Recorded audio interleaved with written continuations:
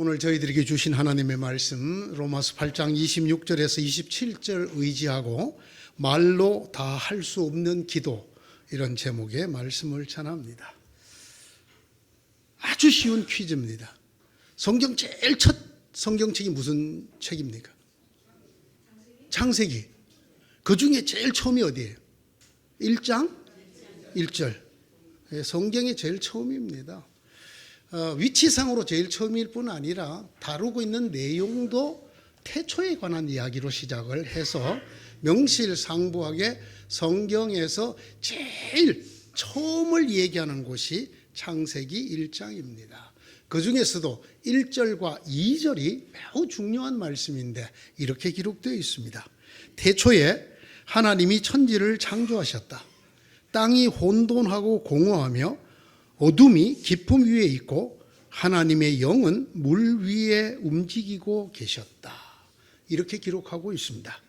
가히 성경 전체를 대표하는, 시작하는 말씀으로 이렇게 기록되어 있습니다. 가장 최근에 번역된 새 한글 성경은 이렇게 번역을 했습니다. 처음에 하나님이 하늘과 땅을 창조하셨다. 땅은 거칠고 비어 있었다. 어둠이 깊은 물 위에 깔려 있었다. 그리고 하나님의 영이 물 위에서 움직이고 있었다. 여러분 혹시 눈치를 채셨습니까? 제가 지금 무슨 얘기를 하려고 할까요? 태초에 대한 얘기입니다. 하나님이 천지를 창조하시던 이 태초의 얘기 속에 두 분 하나님이 나오십니다. 두 위라고 말하는 게 맞죠. 하나님과 하나님의 영, 이 둘이 그곳에 기록되어 있습니다. 이것이 성경입니다. 성경은 맨 처음, 즉 태초부터 하나님과 하나님의 영이신 성령에 대해서 언급하고 그 성령과 더불어 시작을 합니다. 이것만이 아닙니다. 성경을 쭉 다 읽어보시면 모든 것의 끝, 즉 태초가 아니고 이제는 마지막 날을 대해서 예고하는 말씀에도 하나님의 영이신 성령이 나옵니다. 그 마지막 날에 대한 말씀은 또한 하나님께서 하신 약속이기도 하였습니다. 그런 다음에 내가 모든 사람에게 나의 영을 부어주겠다. 너희의 아들을 딸은 예언을 하고 노인들은 꿈을 꾸고 젊은이들은 환상을 볼 것이다. 그때가 되면 종들에게까지도 남녀를 가리지 않고 나의 영을 부어주겠다. 요엘서 2장 28절과 29절의 이 말씀입니다. 이것을 70인역이라고 하는 이 셉투아진트 성경은 이렇게 번역했습니다. 하나님께서 말씀하신다. 마지막 날에 나는 내 영을 모든 사람에게 부어주겠다. 너희 아들들과 너희 딸들은 예언을 하고 너희 젊은이들은 환상을 보고 너희의 늙은이들은 꿈을 꿀 것이다. 그날에 나는 내 영을 내 남종들과 내 여종들에게도 부어주겠으니 그들도 예언을 할 것이다. 이 하나님의 마지막에 관한 약속, 내가 내 영을 부어줄 것이다. 그날에는 남자 종과 여자 종도 가리지 아니하고, 즉 신분을 가리지 아니하고 남녀도 가리지 아니하고 내가 내 영인 성령을 부어줄 것이다 라고 말씀하셨습니다. 예수님께서 이 땅의 모든 사역을 끝내고 승천하시기 직전에 이 약속을 끄집어 내십니다. 너희는 이 약속을 기다려라. 이 예루살렘을 떠나지 말고 하나님께서 하신 이 약속, 내가 마지막 날에 내 영을 부어주리라 하신 그 약속을 기다리라고 말씀하셨습니다. 예수께서 사도들과 함께 잡수실 때에 그들에게 이렇게 분부하셨습니다. 너희는 예루살렘을 떠나지 말고 내게서 들은 아버지의 약속을 기다려라. 요한은 물로 세례를 베풀었으나 너희는 여러 날이 되지 않아서 성령으로 세례를 받을 것이다. 성령에 잠기게 될 것이다. 성령을 너희에게 쏟아 부어 주시게 될 것이다. 이것을 기다려라 라고 말씀하셨습니다. 또한 주님께서는 부활하시고 제자들을 만나는 거의 처음 장면에 이렇게 말씀하셨습니다. 성령을 받아라. 그때 주님께서는 그 제자들을 향하여 숨을 내쉬면서 바람을 불어넣어 주시면서 태초에 하나님께서 흙으로 인간을 만드시고 그 코에 하고 생명의 바람을 불어넣으신 것과 똑같이 제자들을 향하여 바람을 불어넣으시면서 말씀하셨습니다. 성령을 받아라. 하나님의 영을 받아라. 이렇게 말씀하셨습니다. 또한 주님께서 제자들에게 주님 저희들에게 기도를 가르쳐 주십시오라고 간청하는 제자들에게 이렇게 말씀하셨습니다. 하나님께서 약속하신 하나님의 영인 성령을 기도하여라. 성령을 구하여라라고 말씀하셨습니다. 너희가 악할지라도 너희 자녀들에게 좋은 것을 주지 않느냐. 하물며 하나님 아버지께서 성령을 달라고 구하는 자에게 성령을 주지 않겠느냐. 구하는 자에게 성령을 주시지 않겠느냐. 이렇게 말씀하셨습니다. 왜 이럴까요? 왜 성경은 시작에서 끝까지 하나님의 영과 더불어 가고 있을까요? 왜 성령일까요? 왜 하나님께서는 이 마지막 날에 전 인류에게 주시는 선물로서 자신의 영인 성령을 주시겠다고 약속을 하셨을까요? 왜 예수님은 그 하나님의 약속인 성령 받기를 기다리라고 하셨을까요? 아니 더 나아가서 왜 친히 숨을 내쉬면서 바람을 불어넣어 주시면서까지 성령을 받으라고 하셨을까요? 그리고 왜 기도를 가르쳐 달라는 제자들에게 성령을 구하라고 하고 계실까요? 성경 전체를 통틀어 요약하면 두 가지 때문이라고 생각을 할 수 있습니다. 첫째는 성령, 하나님의 영이 없으면 신앙이 없습니다. 신앙이 시작할 수가 아예 없기 때문입니다. 우리가 믿는 신앙의 가장 기본이 뭡니까? 예수가 누구신가에 대한 믿음입니다. 예수가 누구십니까? 그가 바로 하나님의 아들, 구세주, 메시아, 그리스도입니다. 성경이 뭐라고 말을 하는가요? 성령, 하나님의 영이 아니면 누구도 예수님은 우리의 구세주다라고 고백할 수 없다. 그렇게 믿을 수 없다라고 말합니다. 즉 성령이 없으면 어떤 사람도 신앙을 시작할 수 없다라는 말입니다. 다른 표현으로 성령을 받지 못하면 성령이 아니고서는 하나님의 나라에 들어갈 수 없다고 아예 못 박아 말하고 있습니다. 내가 진정으로 너희에게 말한다. 누구든지 물과 성령으로 나지 아니하면 하나님 나라에 들어갈 수 없다. 여러분 이런 말씀을 두고도 성령 받는 거 그런 얘기하지 마라. 기독교가 어떻게 사회 정의를 구현하고 평화를 찾고 이런 일을 해. 이렇게 말씀하시는 분들은 도대체 성경을 어떻게 읽는 걸까요? 우리가 신앙을 하는 이유 중에 하나님 나라에 들어갈 수 있는 걸 빼고 더 중요하고 더 요긴한 것이 무엇일까요? 예수께서 왜 우리 죄를 대신해서 죽으셨을까요? 이 땅의 평화를 위해서? 이 땅의 정의 사회를 구현하기 위해서? 이 땅에 선한 사람으로 살게 하려고 일까요? 아니면 우리를 죄와 죽음에서 건져 하나님의 나라로 들어가게 하려는 것이었을까요? 성령이 없으면 아무도 하나님 나라에 들어갈 수 없습니다. 성령이 없으면 예수를 그리스도라고 믿을 수도 없고 당연히 하나님 나라에 들어갈 수가 없습니다. 왜냐하면 성령이 없으면 아무도 죄, 죽음에 이르게 하는 이 죄와 그 결과인 사망에서 벗어날 수가 없기 때문입니다. 그러므로 그리스도 예수 안에 있는 사람들은 정죄를 받지 않습니다. 즉 예수를 그리스도로 믿는 사람은 정죄를 받지 않습니다. 그것은 그리스도 예수 안에서 생명을 누리게 하는 성령의 법이 당신을 죄와 죽음의 법에서 해방하여 주었기 때문입니다. 성령이 아니고는 아무도 우리를 하나님의 자녀라고 말해주지 못합니다. 우리를 죄와 죽음에서 벗어나게 하지 못합니다. 왜 성경이 창세기 1장 2절부터 끝까지 성령 이야기를 하나님과 더불어 하고 있느냐? 성령이 없으면 신앙 자체가 있을 수 없기 때문입니다. 물론 이것이 전부는 아닙니다. 하나 더 있습니다. 성령을 얘기하지 않고는 아무도 신앙생활을 능력 있게 할 수가 없습니다. 성경은 신앙생활이 영적 전쟁이라고 말을 합니다. 그래서 곳곳에서 이기라고 말을 합니다. 또는 무장을 하라고 말을 합니다.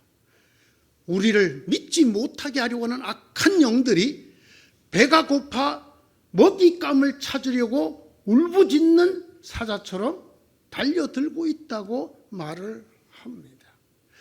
이런 때에 우리가 예수를 믿게 된 것만으로 우리는 능력 있는 신앙생활을 할 수가 없습니다.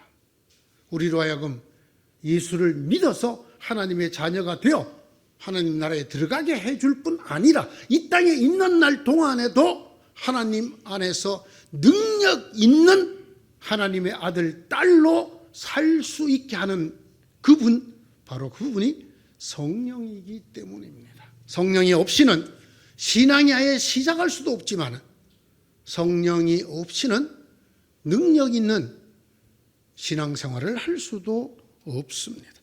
아버지께서 그분의 영광의 풍성하심을 따라 그분의 성령을 통하여 여러분의 속사람을 능력으로 강건하게 하여 주시기를 바랍니다.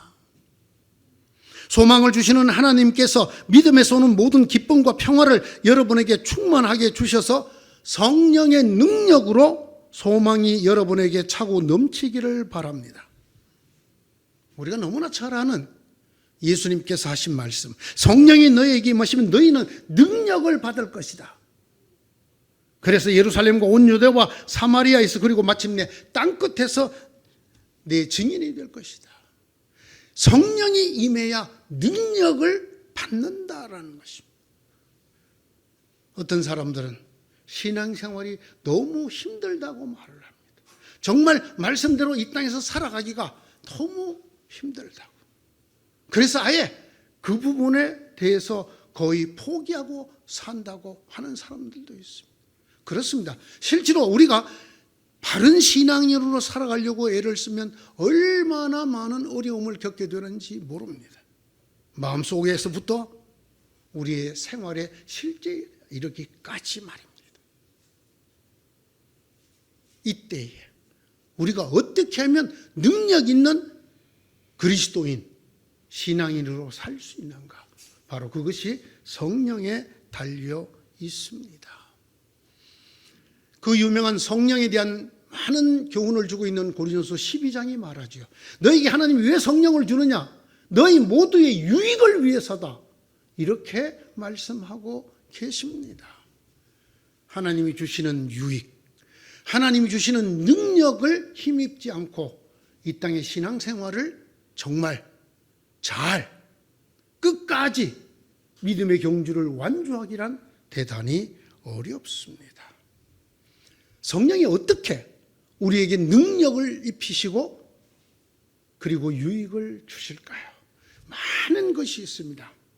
오늘 그 중에 기도와 관련해서만 하나님의 말씀을 통하여 말씀을 나누고자 합니다. 성령과 기도, 내가 하는 기도 생활과 성령이 무슨 관계가 있는가? 나의 신앙생활 중에서 기도 생활에 성령 하나님이 어떻게 능력을 주시고 어떤 유익을 주시는가? 이것을 잘 알아야 합니다. 이러지 않으면 기도 생활이 너무너무 힘들고 어려워집니다. 우리가 성령과 기도에 관한 것을 얘기할 때 꼭 먼저 기억해야 될 것이 있습니다. 그것이 뭐냐? 성령이 없으면 하나님의 뜻을 알 수가 없다라는 것입니다. 우리는 성경을 읽으면 하나님의 뜻을 알 수 있다고 단순하게 생각을 합니다. 그러나 그 성경을 읽을 때에 성령의 조명, 성령께서 우리 마음의 말씀을 알아들을 수 있도록 비춰주지 아니하시면 우리는 그 성경을 알지 못합니다. 제가 참 안타깝게 생각하는 분이 있습니다. 나는 왜 크리스찬이 아닌가? 이런 책을 쓴 사람이에요. 영국의 유명한 철학자, 세기의 석학이었던 버트란트 러셀이라는 사람이에요. 이분은 대단한 석학이어서 성경을 원어로 읽는 사람이죠. 이분이 성경을 모르는 사람이 전혀 아닙니다. 여러분이나 저보다 훨씬 성경을 잘 아는 분입니다. 기독교 역사에 대해서도. 그런데 그분이 그것을 다 읽고 역사를 다 살핀 다음에 하는 말이, 나는 이래서 기독교인이 아니다. 나는 예수 못 믿는다. 나는 성경 못 믿는다. 여러분, 이런 책을 썼어요. 성경을 읽는다고 다 우리가 그리스도인이 되는 게 아니에요. 성경을 읽는다고 다 하나님의 뜻을 아는 게 아니란 말입니다. 왜냐? 이 성경은 다른 종교의 경전과 달라요. 다른 종교의 경전은 그 문자 자체가 능력을 갖고 있다고 가르쳐요. 그러니까 그걸 그냥 내가 뜻을 몰라도 소리내어 읽기만 하면 내게 능력으로 역사한다고 가르쳐요. 그래서 뭐 죽이 되든 밥이 되든 그냥 불경을 외우기만 해도 내게 능력으로 작용한다고. 성경은 전혀 그렇지 않아요. 성경은 하나님께서 인간의 언어로 하나님의 뜻을 계시하신 책입니다. 누가 하나님의 계시하신 글을 알아들을 수 있는가? 인간의 이성이 아닙니다. 성령께서 우리를 비춰주셔야만 우리가 알 수 있단 말입니다. 하나님께서는 성령을 통하여 이런 일들을 우리에게 계시해 주셨습니다. 성령은 모든 것을 살피시니 곧 하나님의 깊은 섭리까지도 살피십니다. 우리는 알 수 없다고 말합니다. 인간 자체로는, 인간이 가지고 있는 어떤 예지력이나 이성이나 감성이나 어떤 것을 동원해도 하나님의 말씀을, 하나님의 계시하신 하나님의 섭리를 알 수가 없다고 성경이 말합니다. 그러면 누가 아느냐? 성령, 하나님의 영이신 우리의 속마음은 내가 알듯이 하나님의 섭리와 계시의 하나님 뜻을 누가 아느냐? 하나님의 영이신 성령이 안다라는 것입니다. 그러면 이 하나님의 깊은 섭리까지 아시는 유일한 존재인 성령께서 우리의 기도를 어떻게 돕느냐? 우리의 여러 가지를 돕는데 그중에 우리의 기도를 어떻게 돕느냐? 이것이 바로 오늘 말씀 로마서 8장 26절 27절입니다. 대단히 중요한 말씀. 어떻게 돕느냐? 여러분이 기도할 때, 예수님께서 겟세마네에서 기도할 때 천사들이 나타나서 그 기도를 도우셨던 것처럼 돕는다. 그렇게 여러분들에게 도움을 준다라는 뜻이 아닙니다. 어떻게 돕느냐? 여러분을 대신해서 기도해 주신다는 거예요. 여러분, 너무나 놀라운 은혜의 말씀이에요. 왜 우리가 성령을 꼭 받아야 되고 성령을 구해야 되고 성령 주시기로 하신 그 약속을 기다리고 우리가 꼭 성령 충만해야 되느냐?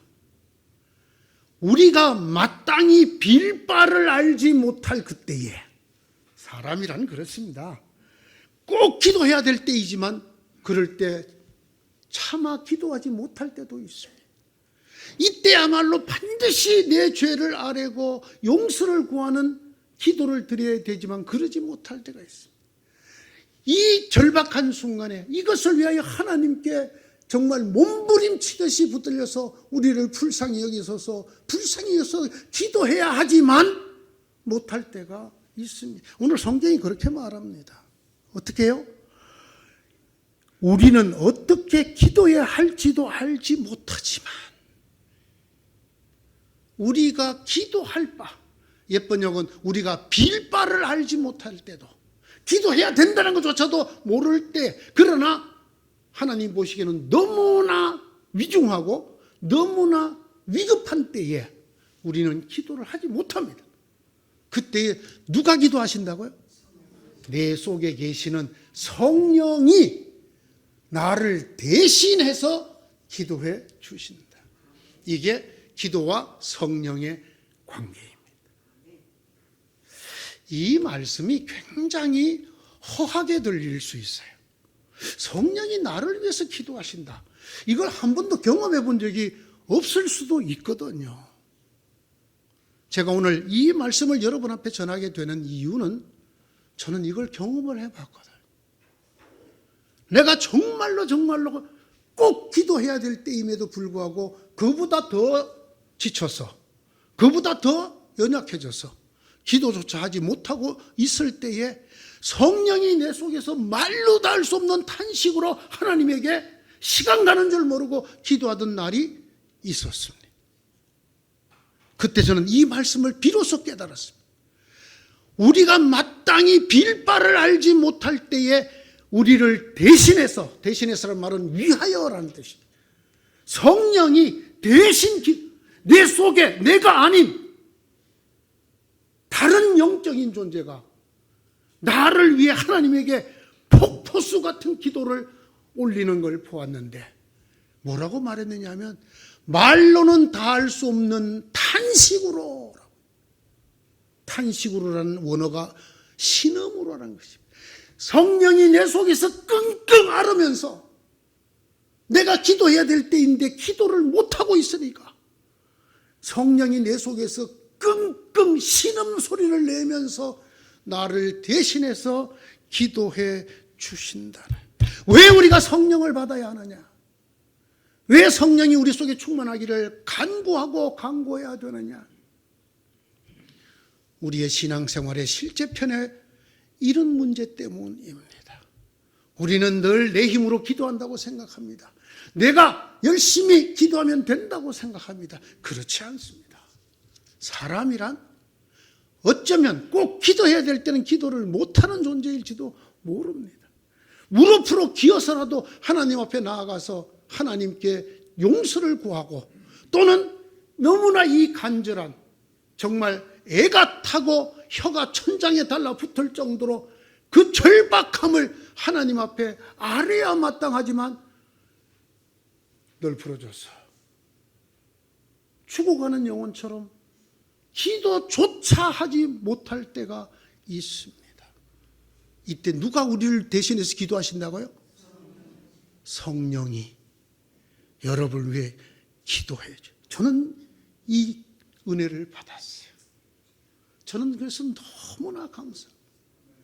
내가 목사로서, 주의 종으로서 나를 위해, 가족을 위해, 성도들을 위해, 나라와 민족을 위해 기도한다고 하지만, 그러나 얼마나 게으른 인간인지, 얼마나 약은 인간인지, 얼마나 어리석고 부족한 인간인지 차마 기도해야 될 때는 기도 못할 때도 있어요.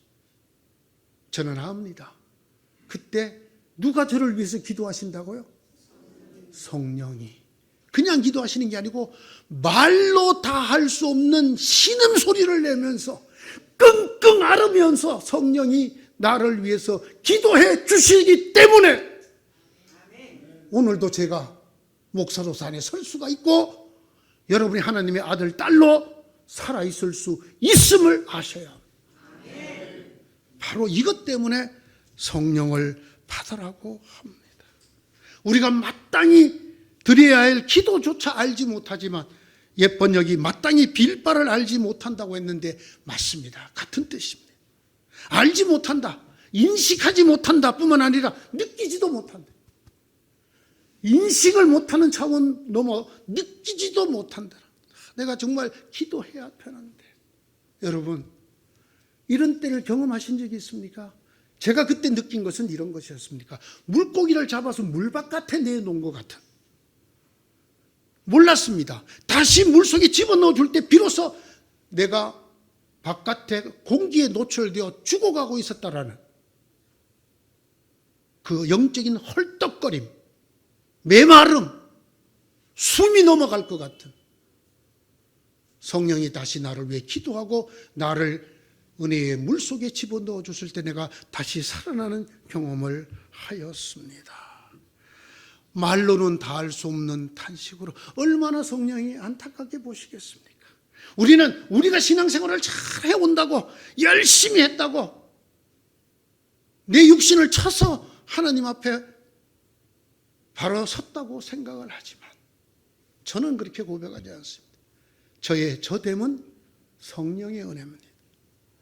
제가 오늘도 주의 종이라는 이름으로 말씀의 선포자라는 이름으로 여러분을 위하여 기도해주는 중보자라는 이름으로 설 수 있는 것은 제 힘이 아니라 제 속에서 말로 다 할 수 없는 신음으로 저를 대신해서 기도해 주시는 바로 그 성령 하나님 때문입니다. 간구하여 주신다라는 말이 우리를 대신하여 간구하여 주신다는 말이 원어는 두 가지 뜻으로 썼어요. 첫째는 중재하여 준다는 거예요. 중재, 이 편과 이 편을 중재시킨다는 거죠. 이게 뭐를 전제라고 있냐? 우리가 악에 빠졌을 때, 죄를 지었을 때 하나님 앞에 우리를 어떻게 해줘? 중재시켜줘. 내가 아니고. 두 번째는 간청하여 주신다. 호소하여 주신다. 이게 일반적으로 우리가 말하는 기도의 개념이지요. 하나님을 향해서 성령이 끙끙 앓으시면서 하나님 아버지에게 제발 배 목사를 위해서 이것 좀 해주세요. 그 덕분에 제가 있어요. 어때요 여러분? 이 성령 모시고 싶지 않아요? 이 성령 없이도 신앙생활 하실래요? 성령께서 저를 대신해서 드려주시는 이 기도 없이 저는 있을 수 없다고 생각을 합니다. 이것과 어떤 것도 비교할 수 없습니다. 1000번 기도, 특별 새벽 기도, 금식 기도, 택도 없는 소리. 이것과 성령이 내 속에서 말로 다 할 수 없는 탄식으로 해주시는 기도와 비교가 안 돼요. 내가 무슨 힘으로 사느냐? 내가 100일 작정 기도 때문에 사는 게 아니에요. 내가 하루에 한 끼를 반드시 밥을 금하고 기도해 왔다. 그 기도로 사는 게 아니에요.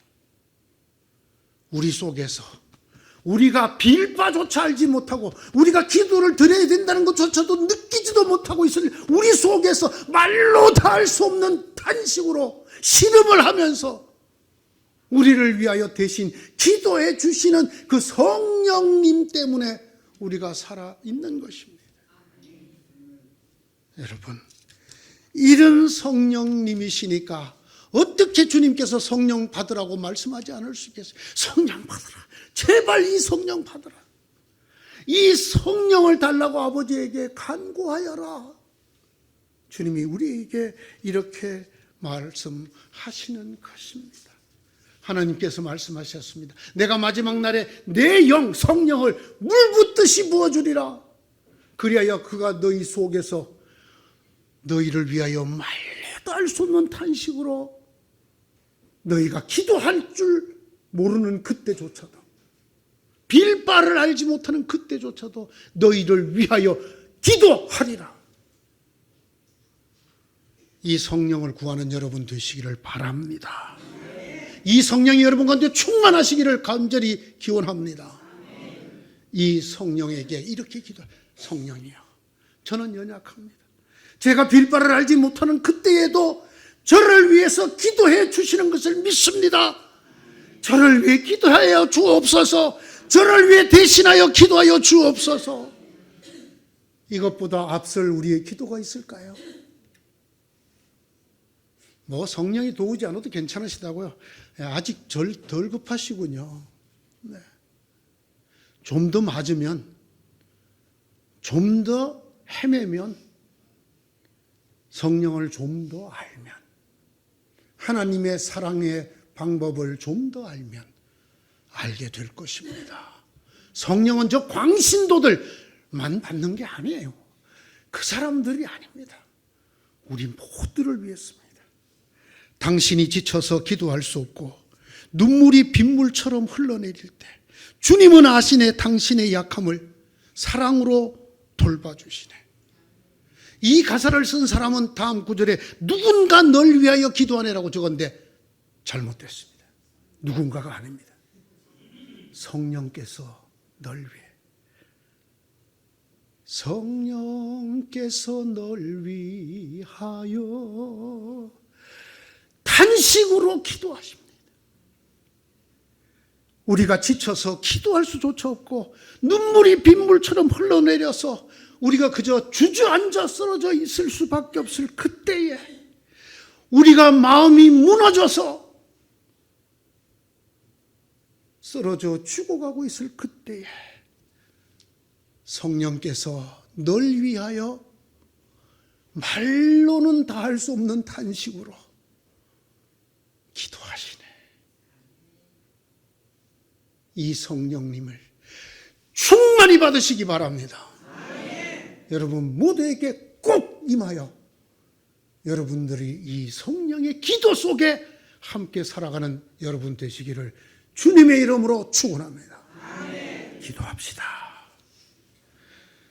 너희가 갈지라도 너희 자녀에게 좋은 것을 줄 줄 알거든 하물며 하늘에 계신 아버지께서 성령을 구하는 사람에게 주시지 않겠느냐. 주여 주시옵소서. 그리하여 우리는 어떻게 기도해야 할지도 못하지만 그때마다 성령께서 친히 이루 다 말할 수 없는 탄식으로 우리를 위하여 대신 기도해 주시옵소서. 우리의 살아있음이, 우리의 믿음이 있음이 주의 영이신 성령의 힘인 줄 믿게 하시고 이 성령 간절히 사모하고 구하오니 충만케 하여 주시옵소서. 예수님 이름으로 기도드리옵나이다.